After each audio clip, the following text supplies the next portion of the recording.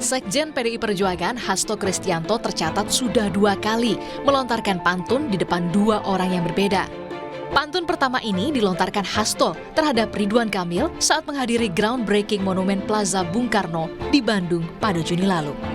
Kang Emil memang kaya prestasi, memajukan Jabar penuh karya seni. Pemilu akan digelar beberapa bulan lagi. Cawapres Pak Ganjar ternyata ada di sini. 2 bulan berselang, giliran nama Menko Polhukam Mahfud MD yang juga mendapatkan pantun dari Hasto saat menghadiri forum diskusi pemilu yang disiarkan YouTube Kemenko Polhukam. Hasto sebut Mahfud sosok berintegritas yang lurus tegak. PDI nomor 3, pantunnya 3. Siapa yang tidak tahu Profesor Mahfud MD? Salah satu bacawa pres yang lurus tegak dan suka wedang ronde. Pemikirannya luas hingga beberapa dekade. Di tangannya rakyat semakin pede, saudara-saudara sekalian. Diberi pantun dari Hasto, begini kata Mahfud. Ini kalau ini Pak suka goda nih. Ini teman saya lama. Sahabat yang enak menggoda orang tua. Goda-goda aja enggak apa-apa. Komentarnya berarti nggak apa-apa itu Pak? Iya enggak apa-apa dong. Keputusan gitu. Ini ada namanya politik. Masuk dalam pertimbangan tapi itu Pak. Komentar-komentar dari Pak Hasto tadi juga. Iya saya catat semua lah. Sebagai sahabat semua kan 3. Pujian di balik pantun bisa jadi kode kepada sosok tertentu di bursa Cawapres Ganjar. Tapi yang jelas, bakal Cawapres Ganjar tampaknya masih dibahas bersama koalisi parpol pendukungnya, termasuk P3 yang mengusulkan nama Sandiaga Uno sebagai bakal calon wakil presiden. Tim Liputan, Kompas TV. Jelang Pilpres, Sekjen PDI Perjuangan rajin ciptakan pantun kepada sejumlah tokoh. Benarkah ini jadi komunikasi politik kode bakal calon wakil presiden Ganjar? Atau hanya sekedar seloroh politik? Kita bahas bersama analis politik Universitas Islam Negeri Syarif Hidayatullah. Ada Mas Gun-Gun Herianto. Mas Gun-Gun, para politisi sibuk berpantun. Selamat sore, Mas Gun-Gun. Nggak cocok ya sebenarnya ya. Tapi nggak apa-apa, langsung aja nih Mas Gun-Gun. Pantunnya Mas Hasto ini maksudnya untuk kode apa cuma seloroh, cuma jokes aja? Saya lebih melihat ini sebagai kode ya. Ini stimulus ya yang tentu akan direspons oleh pertama kekuatan real politik yang ada. Baik yang sudah menjadi bagian dari kongsi PDI Perjuangan ataupun bagi mereka yang berpotensi menggenapi koalisi. Kan masih ada juga partai yang wait and see kan seperti Partai Demokrat. Yang kedua tentu stimulusnya adalah bagi mereka sosok-sosok yang disebut namanya dalam pantun, dimention secara khusus. Seperti misal Ridwan Kamil, kemudian Pak Mahfud, Pak Sandiaga. Ini kan bukan nama-nama yang bisa dianggap enteng, mereka juga punya positioning. Dan proses sekarang ini kan belanja nama sudah masuk di daftar pendek, bukan lagi daftar panjang.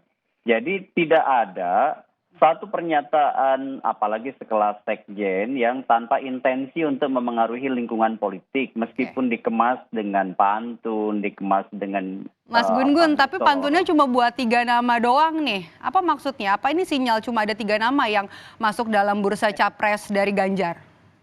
Saya melihat memang ada intensi, ada niat ya untuk memanggungkan 3 nama itu ya, antara misalnya Ridwan Kamil tentu punya modal elektoral baik basis massa di Jawa Barat ya, kemudian juga punya pengalaman sebagai kepala daerah. Pak Mahfud MD punya personal branding yang bagus ya dalam konteks sebagai orang yang berpengalaman dan berintegritas gitu.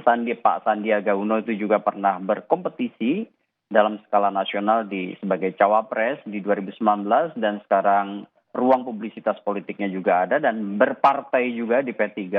Jadi menurut saya ini sedang memainkan 3 persuasi kekuatan real politik yang kemudian berkongsi sekaligus ini juga menjadi bisa semacam uji reaksi ke publik ya. Kenapa? Karena terbukti bahwa hari ini kita membahas dan kemudian nanti akan ada guliran opini publik, nanti siapa yang kemudian mendapatkan sentimen positif, tentu ini diukur Oke. juga oleh Berarti ini salah PDI satu strategi Perjuangan. yang digunakan oleh parpol pendukung Ganjar ya, PDI Perjuangan utamanya. Pasti, ya ini adalah bagian strategi framing ya, sebagian strategi dari proses pembentukan opini publik ya. Ini yang kan bagaimanapun opini publik harus diuji.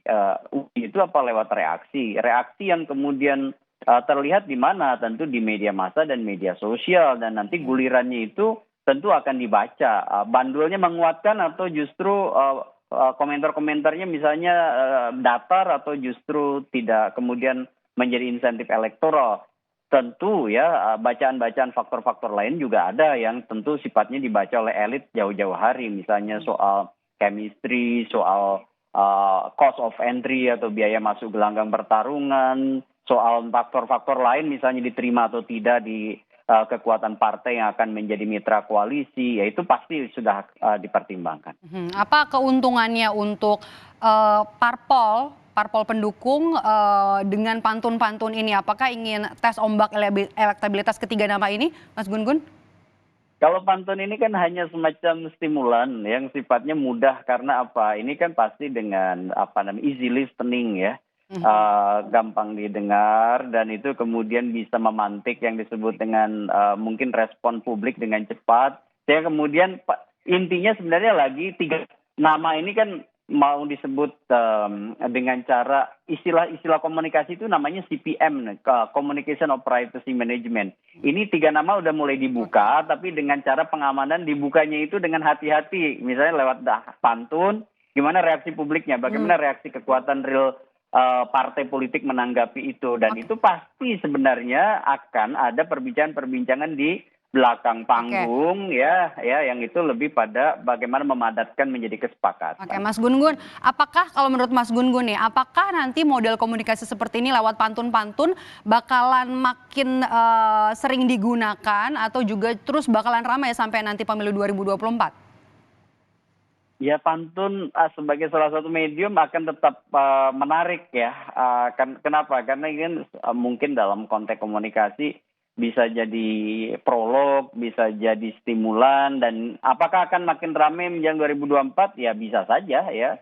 Dalam konteks kampanye misalkan udah tradisi lama dipakai itu sebagai ice breaking ya. Ya kan, pantun misalnya dipakai oleh elit untuk memengaruhi sekaligus memersuasi, misalnya micro targeting, halayak-halayak yang kemudian didatangi ya dengan membangun keintiman, kedekatan misalnya dengan pantun. Kalau sekarang konteksnya kan proses kandidasi nih hingga 10 Oktober. Maka proses itu ditujukan kepada mereka yang dipersuasi, mungkin ditimbang-timbang lah menjadi satu di antara calon atau bakal calon wakil presiden begitu untuk Ganjar Pranowo. Baik, terima kasih atas ulasannya sore hari ini di Rumah Pemilu. Sama-sama. Terima kasih analis politik dari UIN Syarif Hidayatullah, Mas Gun-Gun Haryanto telah bergabung bersama kami di Rumah Pemilu. Selamat sore, sehat selalu. Selamat sore, Maido.